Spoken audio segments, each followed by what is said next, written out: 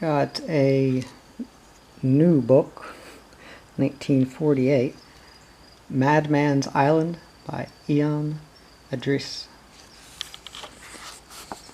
Chapter 1, The Island.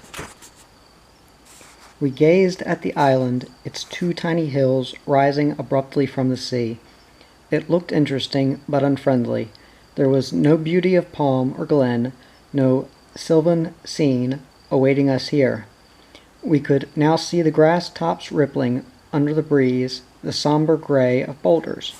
A forlorn-looking place, growled Charlie. It is, agreed the skipper. Why the pleased gloom? I remonstrated. We're not going to live there forever. I would not live there for 10 minutes, shrugged the skipper. The cutter heeled over, bowing and dipping to the slap of playful waves. The aboriginal crew laughed uproariously at some joke at the white men's expense. Presently we saw the branches of mangroves that fringed the smaller hill. Fronting both hills was a collar of foam where lazy waves broke in over a reef. Between the hills, but beyond them peeped a black mass that was a forest of trees. The skipper pointed towards the reef. Old Tarquet's boat was wrecked just there. He and the black boy swam ashore, but the other boy was cut to pieces upon the coral. Why you two apparently sensible men insist on coming to this isolated hole amazes me. Tarquet found tin there, growled Charlie. He says he did. Well, it is your funeral, not mine. But I felt happy. The bright blue sky, the lazily rolling sea, the gulls wheeling overhead, all combined in making life feel so wild and free. And here was a brand new island, our very own. I smiled at the glum cheerfulness of the skipper and winked at my mate's grim face as he frowned toward the island. Charlie was on the somber side. Little wonder he had been drinking heavily in Cooktown, and his wild eyes, deeply lined face, and grizzly black mustache made him appear positively savage. A week at sea in a tiny craft, buffeted by wayward winds, had not improved him. But there would be no drink on this tiny island.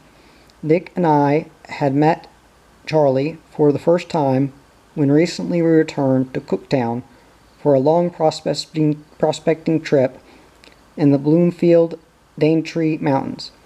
Charlie had installed himself as honorary barman in the West Coast Hotel. To Dick and me he threw over the bar counter several small black stones. "What do you think of these?" he growled. "They are tin," replied Dick as he examined the little black specimens. "Picked up on the beach," explained Charlie, "at Howick Island by Tarquet, the Malay. His cutter was wrecked here. A Jap pearler rescued him and landed him at Cooktown only a week ago. There might be a good show on that island, then," said Dick. "These specimens are rich. Looks like a rich reef where they came from," growled Charlie confidently as he leaned over the bar. "How about prospecting the island?"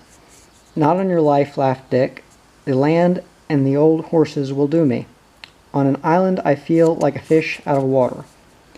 So Charlie and I had agreed on a short trip to the island. A supply ketch due soon to sail up the Cape York Peninsula coast with supplies for an inland mining field would land us on the island with a month's provisions. The skipper would call back for us, weather permitting, and we could return to Cooktown. If we located payable mineral, he would take us back to the island with fuller equipment and provisions. Thus started my first experience of island prospecting. Despite friendly warnings about Charlie, he had come down from the heart of the Musgrave Ranges up the peninsula north of Cooktown to spend his little bar of gold. Up there, as a hatter, he had toiled alone, living like a nigger among the aboriginals. This well-meant information rather drew me towards him, for I've always been interested in the aboriginals. Charlie must be a cool, level-headed chap with grit and initiative and a lot of primitive and his makeup to have existed for years amongst the natives. Now he was squatting against the mainmast, hatless, peering out over the bows from piercing eyes deep set under shaggy brows. Tall, with the beginnings of a stoop, his gaunt frame suggested endurance. His bare, hairy chest and brown, muscled arms were not those of the weakling. Living like a native had done him no physical harm. Mentally, he appeared as sane as myself. Those warnings of the men from the far north were well meant, but exaggerated. Charlie had been so seriously wounded in France that he was compelled to carry a whole chemist's shop about with him. After a long drinking about he might forget to doctor himself up. When he did, he was liable to go off his head for a time. Rumor said he had been under official detention on occasion. The skipper brought the ketch up into the wind and ordered, "Stand by the dinghy." With idly flapping sails, our craft lay just off the reef, gently rolling as the native crew jumped to the dinghy and dropped her overboard. Two leapt in while their comrades handed down the cases of provisions. Charlie rose with a grunt. "I daren't go closer," pointed the skipper.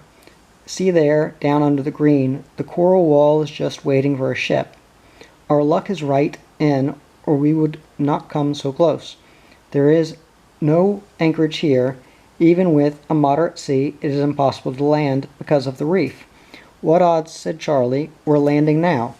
The skipper shrugged as Charlie slung the swags down into the dinghy and climbed cautiously after them. A tinge of uneasiness followed me down among the cases beside Charlie. This island might hold grim possibilities if weather were to prevent a boat landing to take us away. With a chatter and laugh to their comrades, the boys pushed off. "Good luck," waved the skipper. "Don't leave us marooned here," I called back. "Never fear, back when you want me." Skillfully handled by the two boys, the dinghy rose with a wave and, skimming over the reef, was quickly in the calmer water of a miniature lagoon, and in a few minutes was being maneuvered among the mangrove trees to ground on the crushed coral of the tiniest beach in the world. We slung the cases ashore, and the boys, cheerfully receiving their sticks of tobacco, rowed back to the waiting ketch. The dinghy was smartly hauled aboard, the sails filled to the wind, foam kissed the bows as the vessel sheered away. Faintly came their hail of farewell.